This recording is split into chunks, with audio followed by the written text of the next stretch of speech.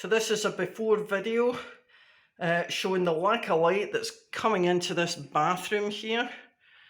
And the reason is that the cypress trees that the previous owner had planted are now too big and blocking all the light, which means if we use this bathroom at all during the day, believe it or not, we have to have the lights on.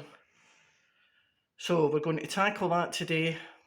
So there's the outside of the bathroom window, and there are the helpful cypress trees that the previous owner planted, which are now outgrown the space and reducing light and air to move around the building. So we've got a bit of a job. Ready, John? Yeah. Da-da-da.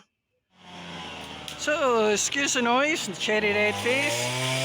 We've topped roughly that, and we've taken 4 foot off it, so it's over a metre. And we're leaving this side till tomorrow, because even though it's not even 9 o'clock, it's 31 degrees. So you can hear John happily mowing, but that should let an awful lot more light into the bathroom already.